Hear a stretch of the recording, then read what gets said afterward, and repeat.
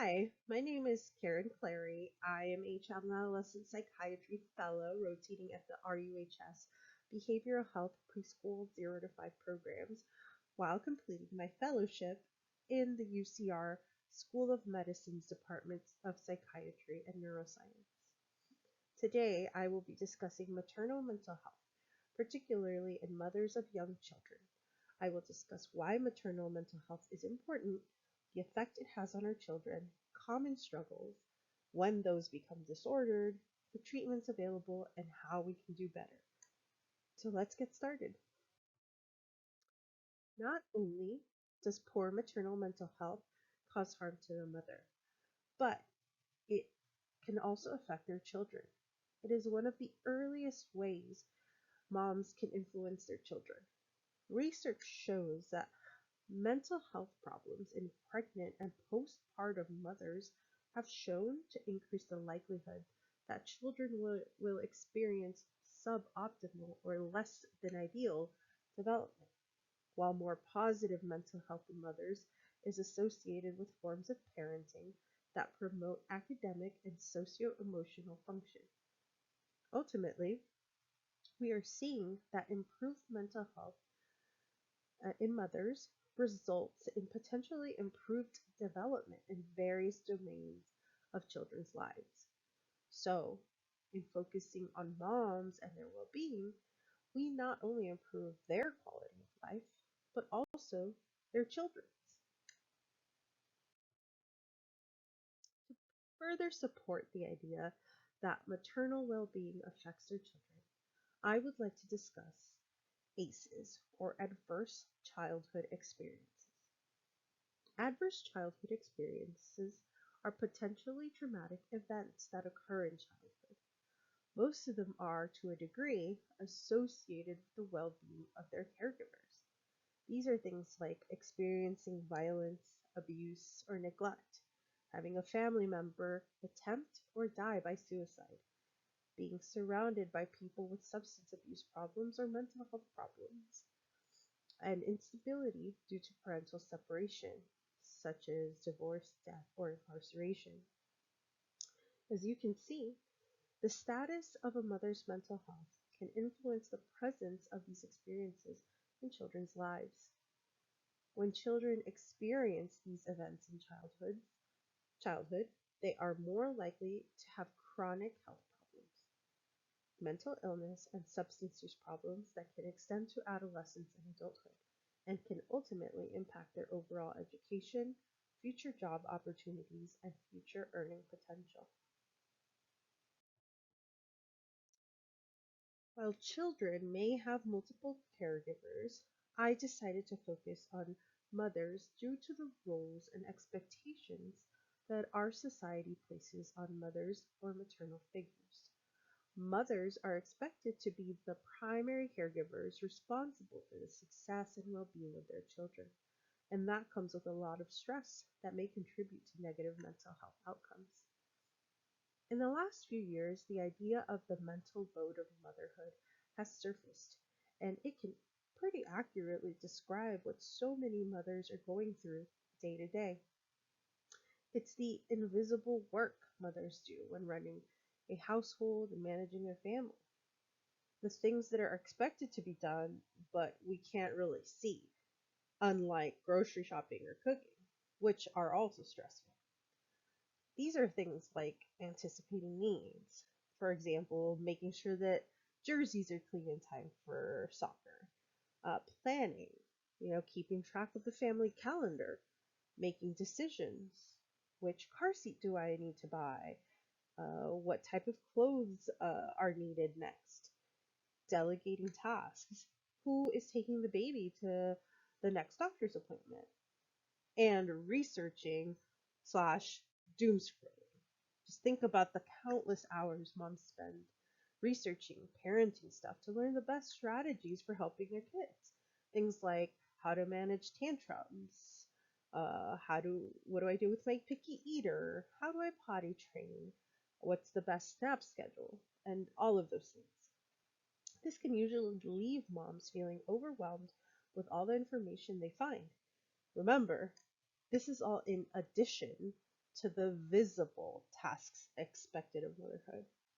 And it's no wonder that motherhood itself naturally results in stress. The common problems mothers face are listed here. Bodies change, certainly if the mother is the one carrying the children, but even as non birthing parents, mothers are physically affected by having the child. The physical toll it takes to carry them, feed them, play with them, then the sleep deprivation that seems to be unending, not just limited for the first 3 months. Moms tend to isolate as the new role changes them and relationships change. There's guilt about everything. Am I spending enough time with the kids? Am I coddling them too much? Am I helicoptering? Mothers worry about children and their families and can become frustrated with everything they need to do. And then, in many cases, children can add a socioeconomic stress. These quote unquote common things are what we expect mothering to entail, which is a problem in and of itself and also needs to be addressed, but they do not cause significant dysfunction. They can ebb and flow and are ultimately manageable, even if it is really hard. These are the things that most mothers likely experience.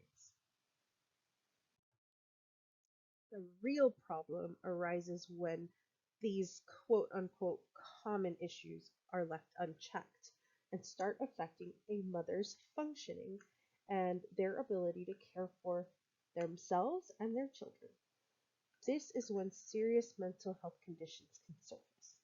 Things like postpartum depression, anxiety, psychosis, later, possibly major depression, anxiety disorders, psychosis or full blown psychotic disorders. And this is when professional help is advised.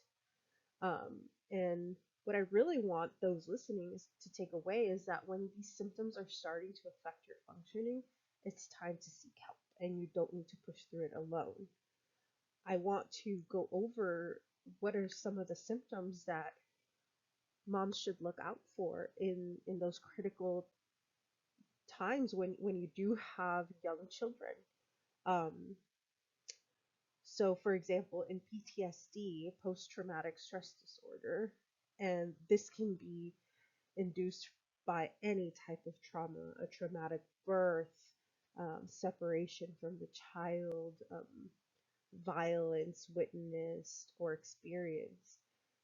So, symptoms are like hypervigilance, feeling that something's bad's going to happen, or feeling on edge all the time, or feeling that you're going to experience the trauma again, having nightmares about the trauma, flashbacks, feeling like you're there again, or having really intrusive thoughts about the trauma, changes in your mood and how you perceive the world after you've experienced trauma. Symptoms of depression are sleep disturbances, either sleeping too much or too little, decreased interest in the things that you used to really enjoy, increased guilt, low energy, low concentration, changes in your appetite, whether it be increased or decreased, and of course, thoughts of death or suicide. Those are all um, the symptoms that we see in a depressive disorder. For anxiety, there's all different types of anxiety. For example, generalized anxiety, social phobia, OCD, or obsessive compulsive disorder. And some of the symptoms to watch out for are uncontrollable worry. We all worry to some degree, and to some degree, that's helpful. But when it becomes uncontrollable and is again affecting your functioning, that's a problem. Feeling restlessness, constant irritability, muscle tension, intrusive thoughts that can sometimes be very scary. thoughts that you don't know why they're appearing in your brain, but there they are. Sometimes you might see compulsions or feeling like you need to do something to get rid of those intrusive thoughts. Um, and it can seem out of the ordinary or weird to you. Those are things, again, that if they're affecting your functioning, it's time to talk to somebody about them.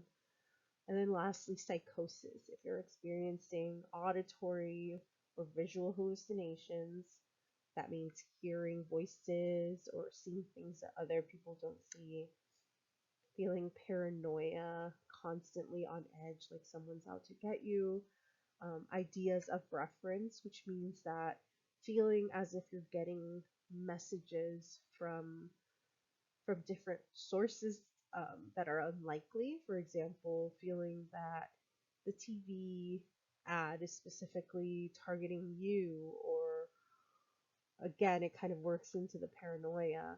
And of course, delusions. These are hard to self-identify, but I think they'd also be helpful in terms of, loved ones around us and being able to help them realize when they might need help. So when a mother's mental health deteriorates to the point of a diagnosable disorder, like we listed previously, help beyond just family and friend support is recommended. It all starts with the education, like this presentation. Educating ourselves and our communities about what is normal versus not normal, and what the symptoms look like and the effects they may have is important. Then comes seeking appropriate treatment. Group and individual therapy can help manage the symptoms to improve functioning and the mother's ability to parent and provide for their children. Mothers can learn evidence based coping skills, challenge their thought patterns, expand their mental health knowledge, and improve their parenting strategies. In addition to therapy, medications can make the symptoms much more tolerable and provide much needed relief. As previously mentioned, there are options that can be used in tandem with other forms of treatment, such as group or individual therapy. While none of these psychiatric pills are happy pills that will make everything better instantly, they can slowly help mothers get some relief from the overwhelming emotions and symptoms.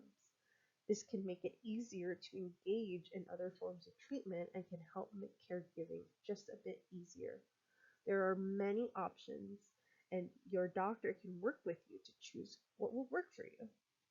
Within these categories presented, there are multiple options.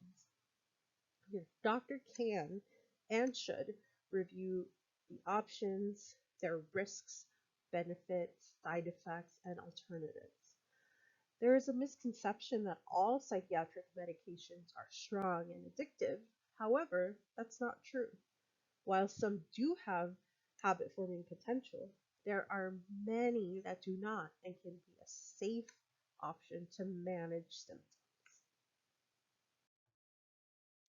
With all that said, our society has a long way to go in further helping mothers thrive. We need awareness of the mental health issues that affect mothers and how they, in turn, affect our children.